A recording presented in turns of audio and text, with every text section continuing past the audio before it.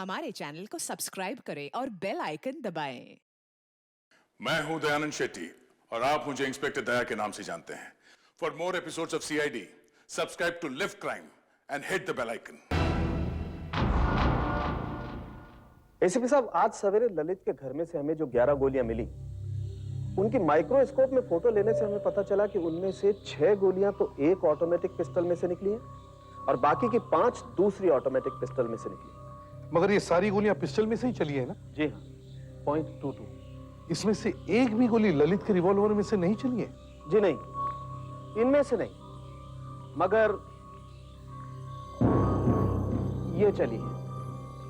ये एसीपी साहब, ये गोली मुझे ललित के शरीर में से मिली है। अचानक पासा पलटने का दूसरा नाम डॉक्टर सालुंखे है। अरे यार, आज तक तुमने कभी सीधी बात बोली है? एक आदमी को 2 आदमी सामने खड़े रहकर गोलियां मारते हैं। यह आदमी खुद 2 गोलियां चलाता है, उसमें से एक गोली पता नहीं कहां जाती है और दूसरी गोली यह आदमी खुद अपने आप पर चला लेता है। जी हाँ सर, ऐसा ही हुआ। ये गोली मुझे ललित के शरीर में से ही मिली। ये देखिए, ये ललित का रिवॉल्वर है।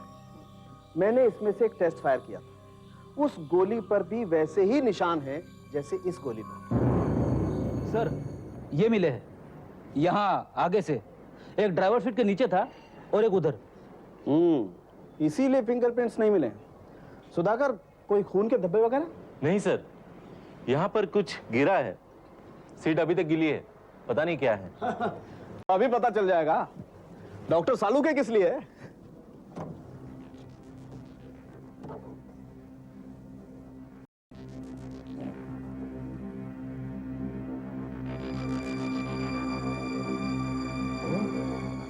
सोडियम डाइमिथाइल एसिटेनेट 5%।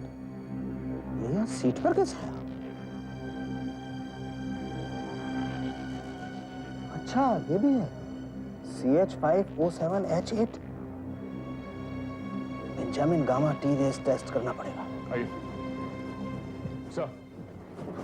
अरे, ये गाड़ी तो हमारी है। सर, ये मिसेस मेहता है, आरटीओ में से पता चला सर। नमस्ते। इन्हें तो पता भी नहीं था कि इनकी कार चोरी हो गई है। मिसेस मेहता, एक बात बताइए, क्या उस सीट पर वहां कुछ गिरा था क्या? वो वो आइसक्रीम का दाग है। बबलू खा रहा था, गिरा दिया। ओह, आइसक्रीम।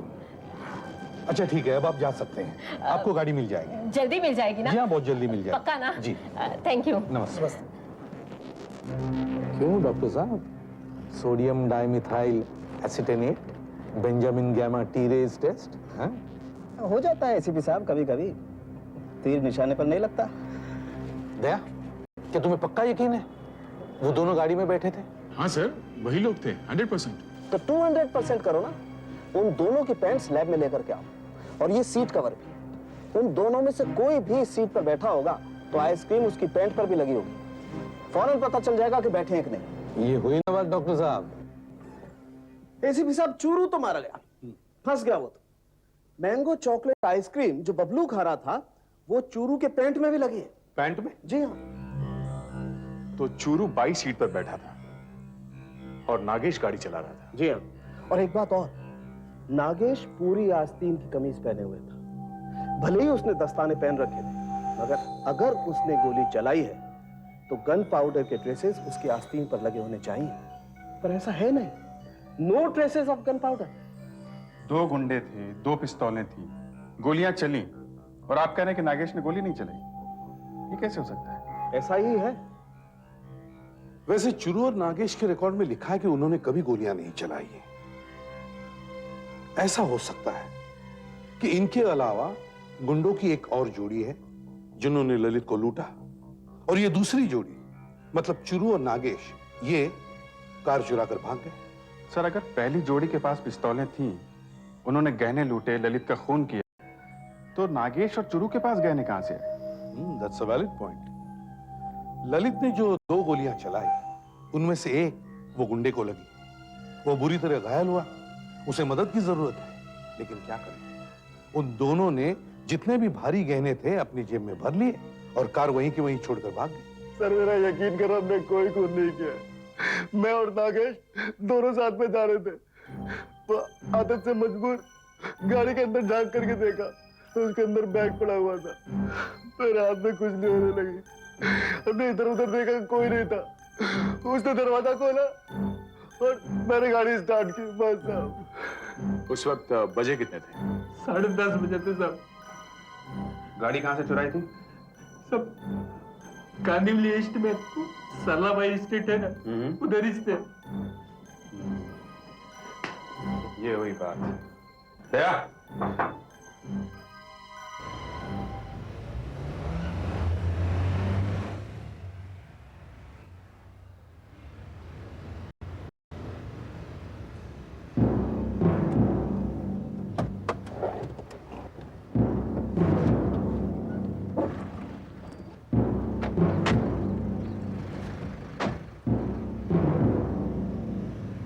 हाँ बताओ।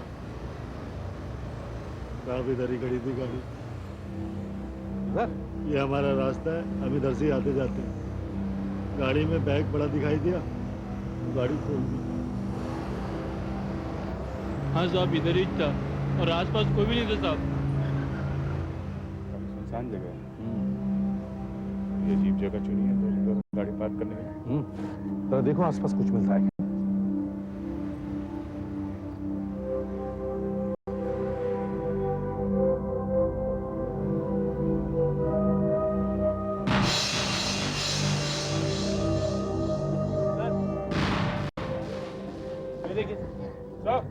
हाँ, रेनकोट्स। रेनकोट्स। अच्छा, मतलब लुटेरे यहां आए, गाड़ी खड़ी कर दी, रेनकोट फेंक दिए और चले गए। मगर कहां? दया, कुत्ते को बुला।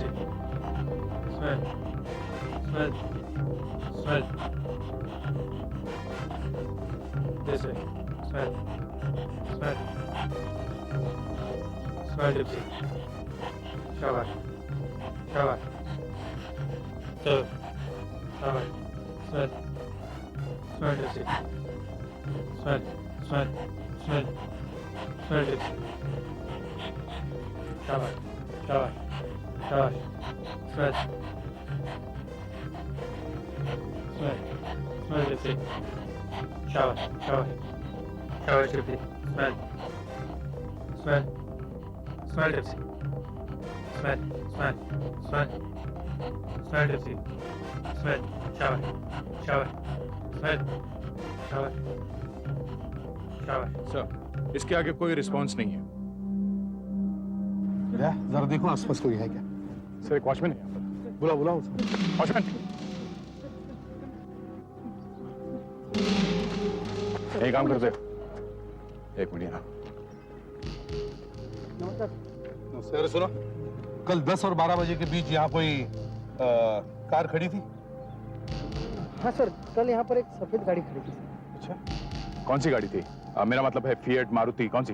साहब वो सैंट्रो गाड़ी साहब, सफेद रंग की। White Santro. तुमने उस गाड़ी का नंबर देखा था या कुछ बता सकते हो उस गाड़ी के बारे में? साहब अभी वो गाड़ी का नंबर किधर देखता साहब? वो सोसाइटी में पेस्ट कंट्रोल वाले आए थे ना साहब, वो डीडीटी का फवारा मारते इधर उधर, सब उनके साथ जाना पड़ा साहब। तुमने उस आदमी को देखा था जिसने गाड़ी यहाँ पार्क की थी, या लाते ले जाते किसी को देखा था यहाँ पर? नहीं साहब, किसी को देखा नहीं, मगर वो गाड़ी पे ऐसा वो लाल कलर का पट्टी आता है ना साहब, लाल क्रॉस। हाँ हाँ वही वो देखा मैंने साहब। पता करो कितने डॉक्टरों के पास सफेद सैंट्रो है और उनकी लिस्ट बना। अब हम खूनी से ज्यादा दूर नहीं है। सर,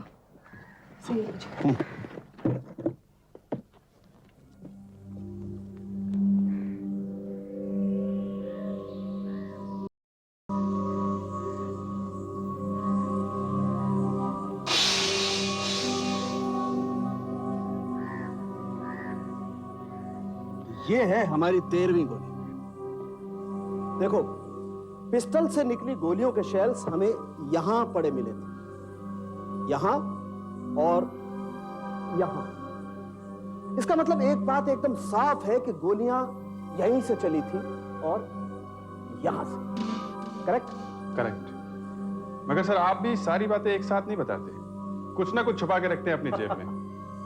अरे कमाल है अभिजीत, तुम्हें कैसे मालूम चला कि मैंने जेब में कुछ छुपा रखा? दबाते जेब से कुछ दिखाने वाला। ये देखो, ये जो गोलियां हमें मिली थी उनके फोटोग्राफ्स। बैलिस्टिक एक्सपर्ट ने गोलियां देखने के बाद हमें बताया कि गोली नंबर 1, 4, 5, 7, 8 और गोली नंबर 11, ये सब एक ऑटोमेटिक पिस्टल से चलाई गई, यानी खूनी नंबर 1 ने चलाई। और गोली नंबर 2, 3, 6, 9 और 10 ये दूसरी ऑटोमेटिक पिस्टल से चली, यानी दूसरे खूनी ने चलाई। अब देखो, ये गोली यहां लगी और यहां से इन 2 किताबों से निकल के यहां लगी। लाओ।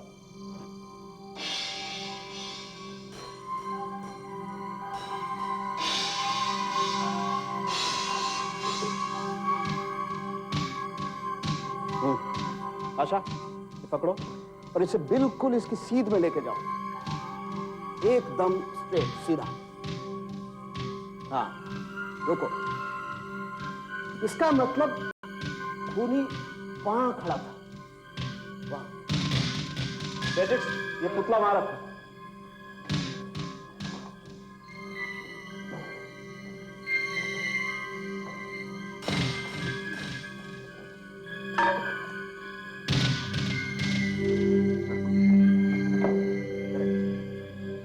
आशा, तुम बाकी की गोलियों के निशानों से भी रिबन लेकर इसके हाथ से बांधो। Yes sir.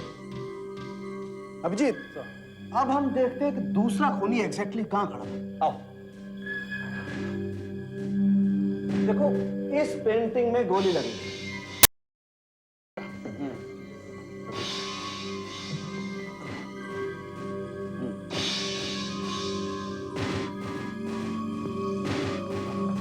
अब मैं ये रिबन इसकी सीध में लेके जाता हूं। तुम एकदम सीध देखना। इधर थोड़ा। ठीक है? करेक्ट। इसका मतलब दूसरा खूनी यहां खड़ा था। रेडिक से पुतला लेके आओ। हाँ, यहां रखो।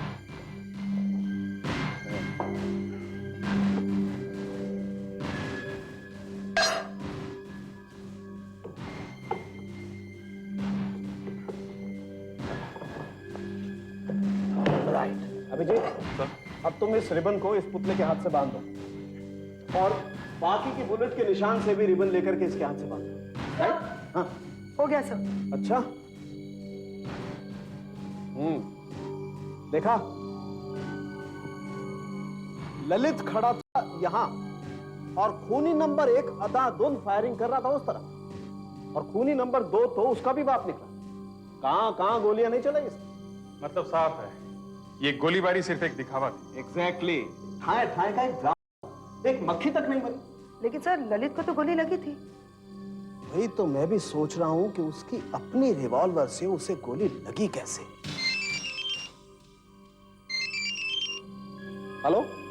हाँ एसीपी साहब। नहीं बॉस, लगा हुआ हूं, गोलियों के जाल में उलझा हुआ हूं, थोड़ा टाइम लगेगा। ओके ठीक है, मैं भेज देता हूं। राइट। अभिजीत सर, एसीपी साहब तुम लोगों को बुला रहे हैं। अच्छा, okay sir, thank you. Thank you sir. Lalit खड़ा था यहां,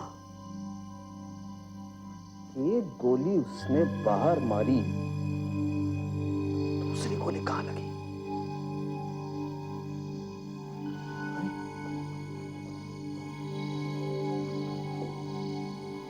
यस, ये बात है, यहां आकर के लगी है गोली। सर, हाँ दया। सर शहर में जितने भी डॉक्टरों के पास व्हाइट सेंट्रो है सर, उन सबके नाम और पते इसमें है सर। अच्छा, कितने? सर कुल 130 है। 130? इतने सारे देखने में तो बहुत वक्त लगेगा, लेकिन देखना तो पड़ेगा ही।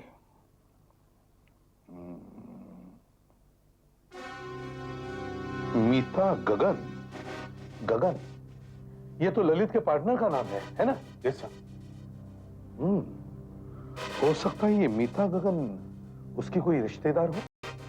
फोन नंबर 90150552, ये तो गगन का ही नंबर है सर। कल मैंने यहाँ फोन किया था। अजीब बात है, लुटेरे आप पकड़ चुके हैं, वैन आपके पास है, फिर ये हमारी गाड़ी बीच में कहां से आ गई? क्योंकि हमें पता चला है कि इस गुनाह में एक सफेद रंग की सेंट्रो का भी इस्तेमाल किया गया है। मीता जी, क्या कल सुबह आपने गाड़ी चलाई थी? नहीं तो मैं तो नाइट ड्यूटी पे हूँ। सुबह 8 बजे मैं घर आई और आते ही सो गई, मगर गाड़ी मैंने गैराज में देखी थी। अच्छा, क्या और कोई आपकी गाड़ी चलाता है क्या? कोई नहीं, एक चाबी गगन के पास है बस। और ये तो कल पुणे गए हुए थे, है ना गगन? हाँ, कल मैं पुणे गया था। देखिए सर, जिस गाड़ी की आपको तलाश है ना, वो ये गाड़ी नहीं है। अच्छा गगन जी, डू यू माइंड अगर हम आपकी गाड़ी पर एक टेस्ट करें तो?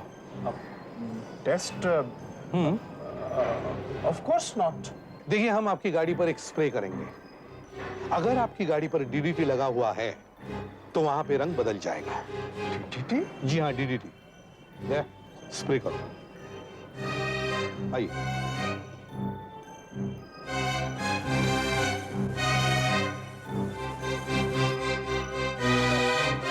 रंग बदल गया सर।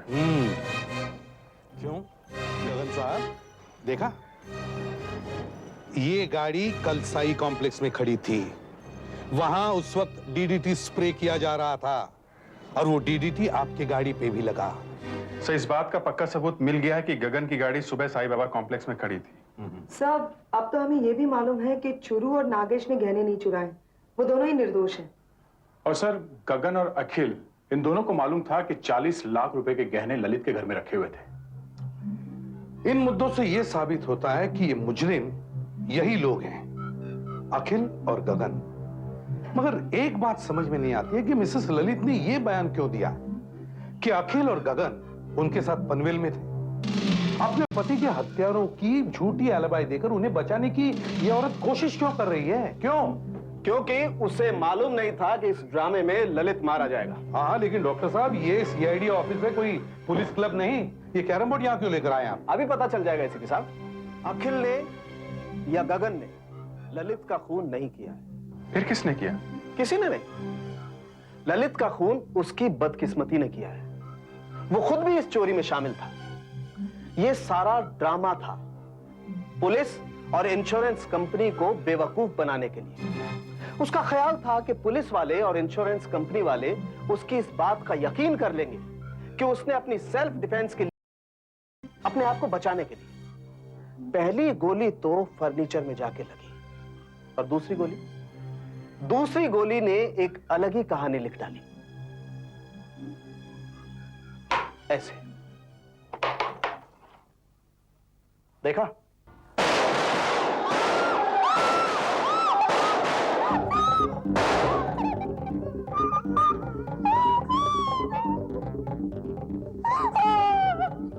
और फिर ललित ने भी 2 गोलियां फायर की।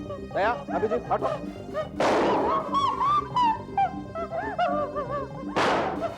गोली वहां जाके लगी। यहां गोली की स्पीड बहुत तेज थी, लेकिन यहां लगने के बाद शायद आधी रह गई। यहां से निकलकर गोली यहां लगी, इस डोरबेल पे। यहां गोली की स्पीड आधी रह गई और गोली यहां से निकल के यहां लगी, शेर की आंख पर, और गोली वहां से चल के सीधी यहां आकर के लगी।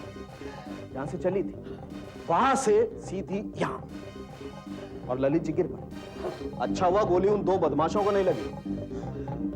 वो दोनों बदमाश नहीं थे सर, हम लोग थे। हमने सोचा कि मामूली सा घाव है, पर जब हम लोगों ने देखा कि उसके छाती में गोली लग गई है, तो हम लोगों ने उसे कहा कि हम लोग उसे हॉस्पिटल लेकर चलते हैं, लेकिन ललित ने हमें मना कर दिया। कहने लगा तुम लोग यहाँ से भाग जाओ वरना भाना फूट जाएगा, क्योंकि रामलाल फोन पे सब कुछ सुन चुका है और वो कभी भी आ जाएगा। दरअसल उस पर बुकीज का बहुत बड़ा कर्जा चढ़ गया था। वो लोग उसे जान से मारने की धमकी दे रहे थे। सर, वो ब्लू वैन मैंने ही चुराई थी। ललित ने बोला कि हल्के फुल्के गहने इस वैन में ही पड़े रहने दो, कोई ना कोई तो इन्हें चुराएगा। जो चुराएगा वो मार्केट बेचने जाएगा या फिर किधर गिरवी रखेगा, तो पुलिस तो उसे पकड़ ही लेगी, तो हम लोग बाल बाल बच जाएंगे। और तुम लोग कीमती गहनों से हीरे जवाहरात निकाल लोगे, सोना पिघला दोगे और इंश्योरेंस का पैसा भी ले लोगे, है ना? एसीपी साहब, इन दोनों का कोई गुनाह नहीं है। ये सब मेरे पति का ही किया धरा है। ये सब उन्हीं का प्लान था। और नसीब देखो, उन्हें अपनी ही गोली से मरना था। For more updates, subscribe to our channel, click the show links and enjoy watching the videos.